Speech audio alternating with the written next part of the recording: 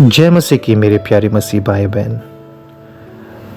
आइज़ाया की किताब 43वां अध्याय 18 और 19वें वचन में परमेश्वर हमसे इस रीति से कहते हैं, अब बीती हुई घटनाओं का स्मरण मत करो, ना प्राचीन काल की बातों पर मन लगाओ।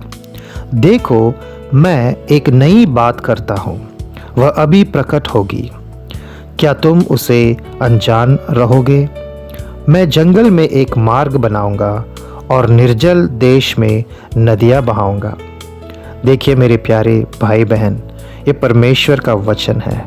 परमेश्वर खुद हमसे कह रहे हैं कि बीती हुई घटनाओं का स्मरण मत करो, प्राचीन काल की बातों पर मन न लगाओ।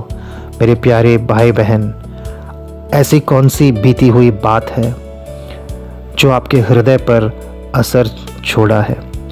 ऐसी कौन सी बीती हुई घटना है, परिस्थिति है, बोझ है, दर्द है जो आप अपने साथ लेकर चल रहे हैं?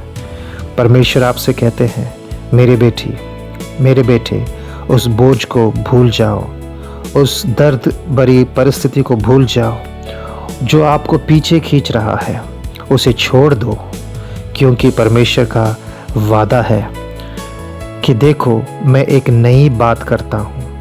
हाँ मेरे भाई, मेरे बहन, परमेश्वर नए चीज़ों के परमेश्वर है। परमेश्वर वो है जो हमारे जीवन को ताजगी से भरते हैं।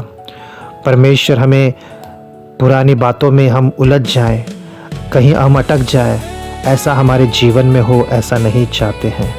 परमेश्वर सब कुछ नया करते हैं। जो अपना भरोसा परमेश्वर पर रखते हैं, परमेश्वर उनके जीवन को नई ताजगी से भरते हैं। और वही करने का वादा यहाँ परमेश्वर इस वचन में हमसे करते हैं। देखो, मैं एक नई बात करता हूँ, वह अभी प्रकट होगी, क्या तुम उसे अनजान रहोगे? परमेश्वर जब हमारे जीवन में कार्य करते हैं, नए नए कार्य करते हैं, हम अनजान नहीं रह सकते हैं, हमें पता चलता है। परमेश्वर का ये वादा है और परमेश्वर कह रहे हैं, मैं जंगल में एक मार्ग बनाऊंगा और निर्जल देश में नदियां बहाऊंगा। हाँ मेरे भाई, मेरे बहन, कभी कभी हमारे जीवन में जब हम तनाव और कठिनाई, चुनौतियों की परिस्थितियों से गुज़रते हैं तो ऐसा लगता है मानो जंगल में हम जी रहे हैं, मानो वो परिस्थितियां ऐसे लगते हैं जैसे हम जंगल में जो है सफ़र कर रहे हैं, अंधेरे में सफ़र कर रहे हैं। लेकिन परमेश्वर कहते हैं कि उस जंगल से ही हमारे लिए प्रभु मार्ग बनाएंगे, हमें बाहर निकालेंगे, हमारा वो मार्गदर्शन करेंगे।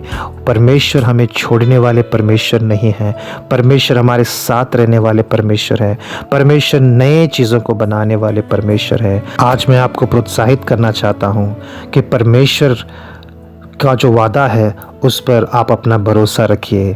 जो भी आपके बोझ है, जो भी वो रुकावट है, प्रभु यीशु के चरणों में रखिए। क्योंकि परमेश्वर का वचन पहला पतरस का 5वां अध्याय और 7वें वचन में इस रीति से कहता है, अपनी सारी चिंता उसी पर डाल दो, क्योंकि उसको तुम्हारा ध्यान है। हालेलुया! कितने हमारे प्यारे परमेश्वर है प्रभु यीशु मसीह, जो कि हमारा ख्याल करते हैं, उनका ध्यान हम पर है, वचन कहता है। तो सारी अपनी चिंता आप उस पर डालिए। प्रभु आपको चलाएंगे, प्रभु आपको संभालेंगे, प्रभु आपको नई सामर्थ्य से भरेंगे, नई आशा में आगे बढ़ने के लिए प्रभु आपको सहायता करेंगे। क्योंकि आपको बीती हुई बातों को छोड़ना है, अपने बोझ को प्रभु के पास चरणों में रखना है। नई आशा, नई उम्मीद से जो पवित्र आत्मा हमारे जीवन में देता है, हमें आगे बढ़ना है। क्योंकि प्रभु का वचन रोमियो की पत्रिका 5वां अध्याय 5वें वचन में इस रीति से कहता है, और आशा से लज्जा नहीं होती, क्योंकि पवित्र आत्मा जो हमें दिया गया है उसके द्वारा परमेश्वर का प्रेम हमारे मन में डाला गया है। हालेलुया!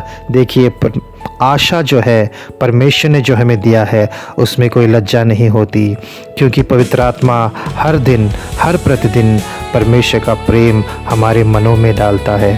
पवित्र आत्मा जो सत्य की आत्मा है, पवित्र आत्मा जो हमें सारे सत्य में ले जाता है, पवित्र आत्मा जो हमारा सहायक है, आपको सामर्थ्य दे, आपके जीवन में नई आशा को पवित्र आत्मा भरता है करके प्रभु का वचन इस जगह पर कहता है। तो मेरे भाई मेरे बहन, खुद को प्रोत्साहित कीजिए। आपका जो भी बोझ है, बीते हुए बातों को प्रभु के चरणों में छोड़ दीजिए। प्रभु ने आपको वादा किया है कि प्रभु नए चीज़ों को करने वाले परमेश्वर है। नई बातों की ओर हमें आगे बढ़ना है। नए अनुभव, नए दर्शन परमेश्वर हमारे लिए रखे हैं। नए कार्यों को जो परमेश्वर ने आपके लिए दिया है उस आपको आगे बढ़ना है। नई सामर्थ्य को पाकर उसे परमेश्वर की महिमा के लिए आपको पूरा करना है। जैसा प्रेरित पौलुस कहता है फिलिपियों की पत्रिका 3 अध्याय 13 और 14 वचन में कि अभी तक मैं सिद्ध नहीं हुआ हूँ, लेकिन मैं एक काम को ज़रूर करता हूँ, बीती हुई बातों को छोड़कर मैं निशाने की ओर, ऊंची बातों की ओर, जहां पिता परमेश्वर ने मुझे प्रभु यीशु में नई बुलाहट दी है, मैं आगे की ओर बढ़ता चला जाता हूं। हालेलुया। मेरी प्रार्थना आज आपके लिए यह है कि आप भी उसी रीति से खुद को जो है प्रभु में प्रोत्साहित करें। नई बातें आपका इंतज़ार कर रहे हैं और परमेश्वर का प्रेम जो पवित्र आत्मा के ज़रिए हमारे हृदय में उंडेला जा रहा है, उससे सामर्थ्य पाकर आप आगे बढ़ते रहे और परमेश्वर की महिमा के कार्य आपके जीवन से होते रहे। प्रभु आपको आशीष दे। आमीन।